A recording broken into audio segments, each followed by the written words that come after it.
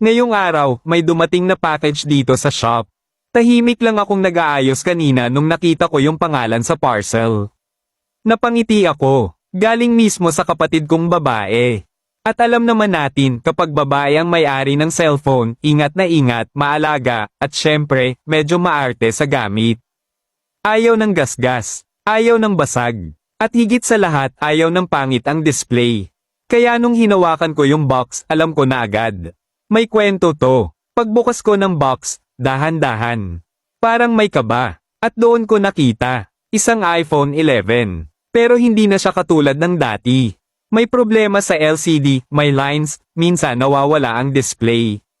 Pero ang mas masakit sa mata, basag ang likod. Literal. Parang isang maling hulog lang at tuluyan na siyang sumuko. Kaya agad namin itong sinimulan ayusin. Pero mga katek, hindi lahat ng repair ay simple. May mga trabaho na kailangan ng dobleng ingat at triple na pasensya.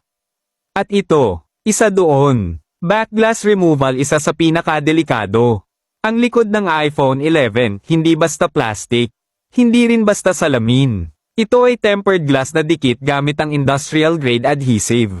Ibig sabihin, hindi mo pwedeng pilitin. Hindi mo pwedeng madaliin. Kasi isang maling galaw lang pwede mong madamay ang motherboard, battery, camera, at flex cables. At kapag nangyari yun, hindi na repair ang usapan, major damage na.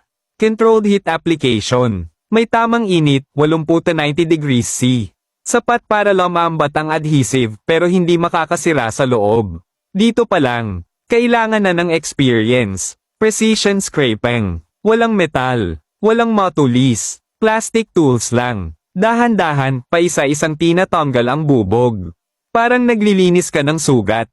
Ingat na ingat. Walang puwersa. Lahat kontrolado. Debris removal. Ito ang pinaka-underrated pero pinaka-critical.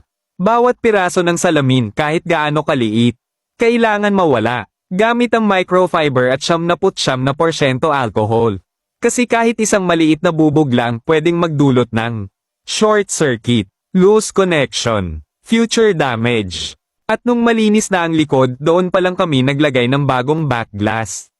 Pantay, maayos, may tamang dikit, hindi bara-bara. Pero habang ginagawa ko yun, may napansin ako sa gilid ng box. May kasama pala siyang LCD. May dalang sariling LCD galing online. At dito na kami napaisip. Kasi hindi lahat ng online, sigurado.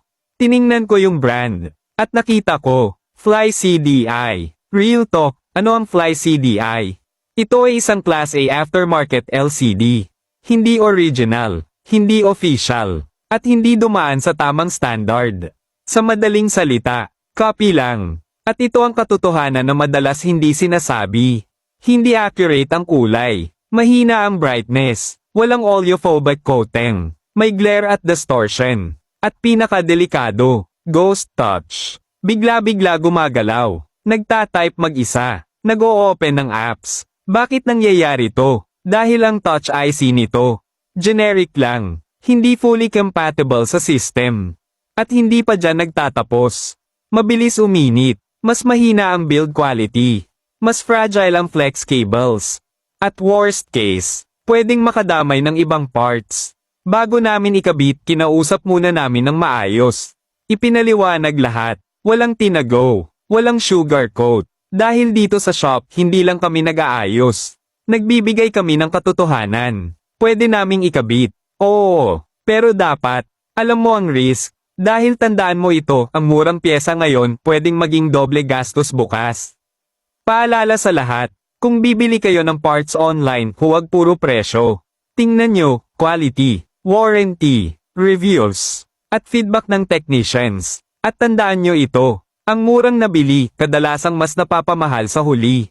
Sa repair, hindi lang husay ang puhunan, kundi katotohanan.